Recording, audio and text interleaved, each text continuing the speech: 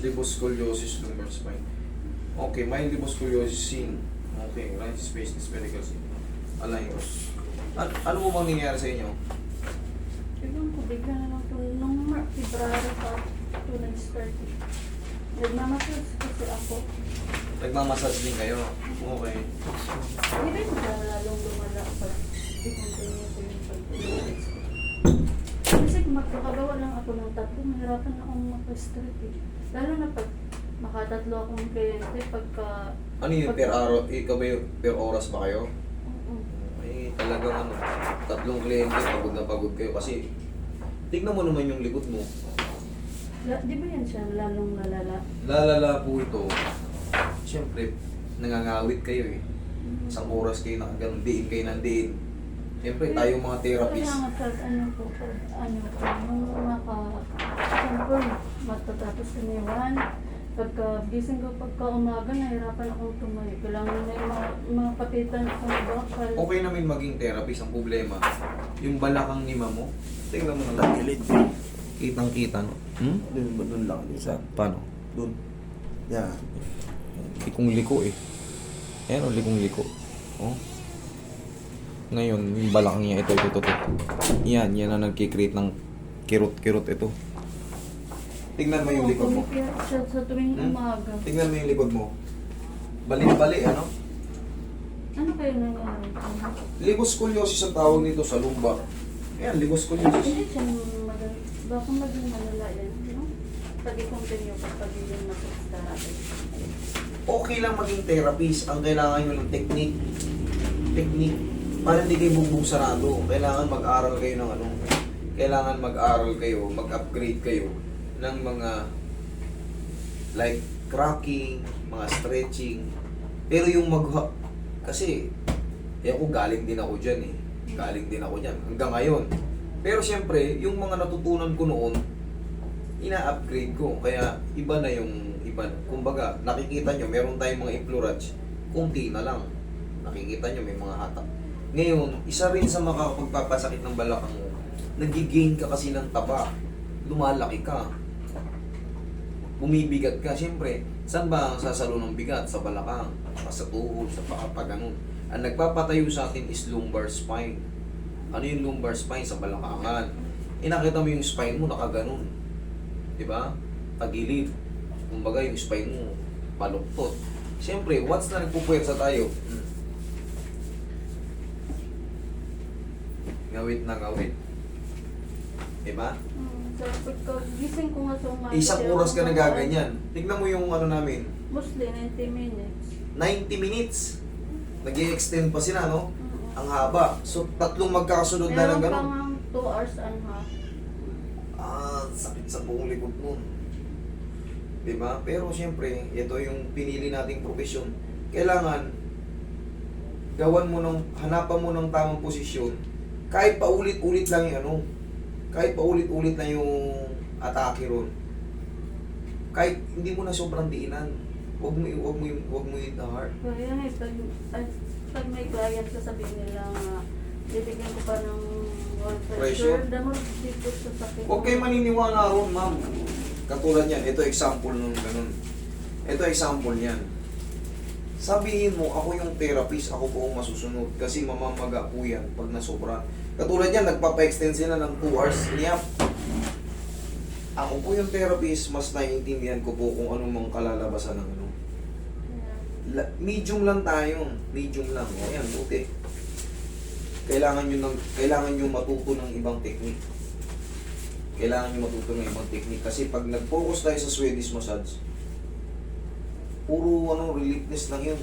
Tsaka ang haba ng oras. Ang haba ng oras. Ang sakit sa katawan. Siyempre, buong puwersa ka, nakadiin ka ng ganun. Yung balakang mo bibigay. Depende pa sa taas ng board. Kasi napansin ko ngayon, nag-start ko mga February. Dati, gumaganyan din ako. Kumbaga, siyempre, nararamdaman ko rin nararamdaman. Ang pinagkaiba lang natin, siyempre, tabingin yung spine mo, kaya mas agresibo.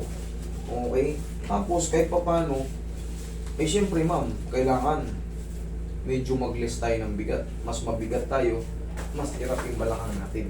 Nabibigyan ko ng puso. Ha? Nag-release ako ng pagkain. Ewan ko parang tumataba pa rin ako. Kaya nga, medyo bumibigat ka mo. Nakikita ko medyo mabigat. Okay, kusog ka konti dito. Kailangan talaga bawasan mo yung kanin.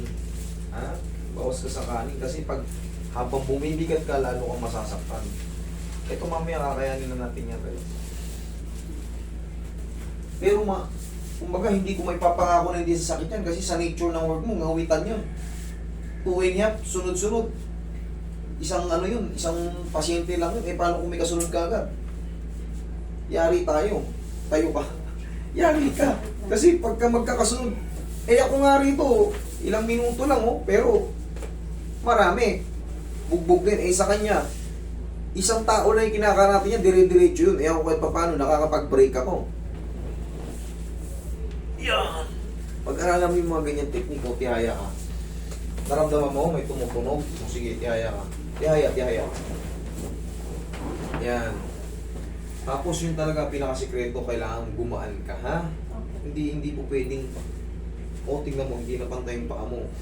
Pero pangkaraniwan lang yan kasi tabi nga. Oh, layo. Kaya ko naman pantayin yan. Ngayon, pag na-treatment kita, pahinga ka muna. Saan ka ba nag-work? Sa spa. O home service ka? Sa spa po.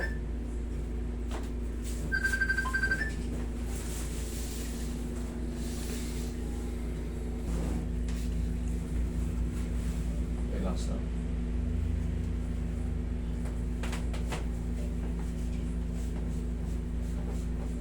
Okay. Tsaka pag sinasabihan ka ng mga pasyente, dun kasi lalabas kung talagang therapist ka eh. Pag sila ang nasusunod, Yung talagang services dun sa amin. kailangan tayo ang masunod. Tayo. 30 minutes talagang. Oo, hindi, pero yung pressure, yung sobrang diin, hindi. Ikaw ang masisira ron. Sasabihin mo sa kanila, Sir, ma'am, ito na po, ito po ang standard.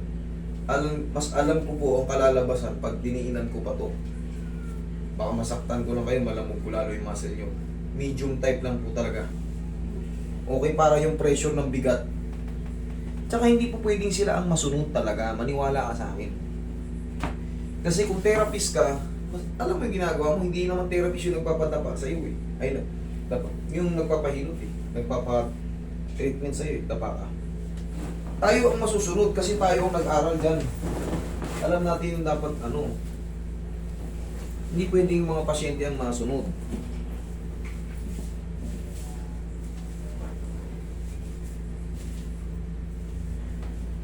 Kasi mas lalabas na sila ang mas marunong sa atin eh.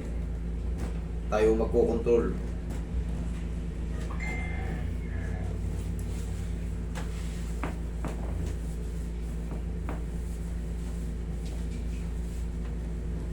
Okay. Pahinga ka muna. Tabing-tabingin na kasi yung spine mo.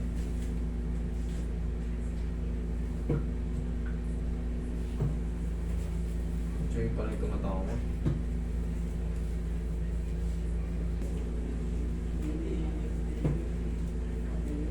Ah.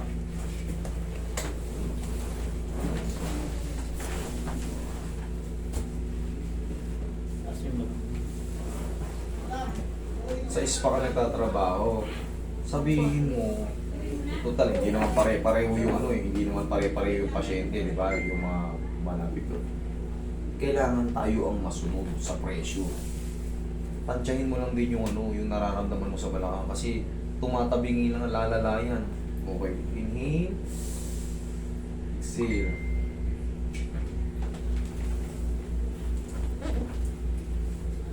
Diyan ka lang muna. Ngayon kahit pa paano magiging hawakan ka dyan. Puti na lang, Roy.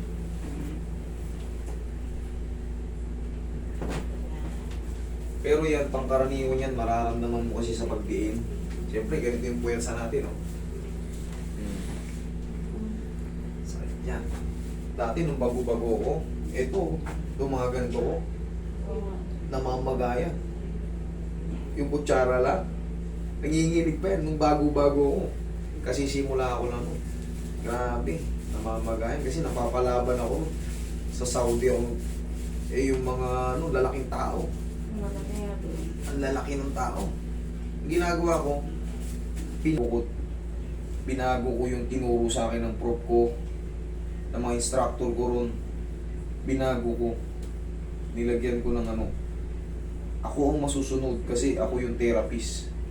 Pinawasan ko yung pressure. Nag-aral ako ng mga yan. Yan yung mga ana-ano na tumi para alam nyo yung mga makocompensate. Yun ang pinakamahalaga ngayon. Kailangan marunong ka mag-explain. Ha? Hindi po pwedeng sila masusunod. Sige dito ba? Sige dyan. Tapos pagkatapos magre-reklamo. Kita mo, sakit ng ginawa mo. Eh, syempre, padiin kayo ng padiin eh, pero mali yun. Tayo pa rin ang masunod. Hindi sila. Kasi magsisiyan na kayo nun eh. Sabi mo, nasaktan siya. Tingnan mo, ginawa mo, sakit ng dito mo. Sisihin ka. Para hindi mangyari sa susunod, sasabihin mo, ako po ang therapist, ako ang masusunod. Ito lang po ang ano yan.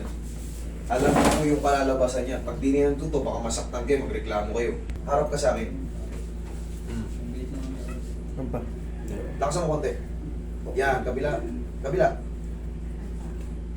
Kapit na hindi. Tama na yan. Yun, okay, upo ka. Pag mas maganda, oh. Lakad ka, oh. Sarap. Di ba? Oo. Pwede pasalik na lang. Oo.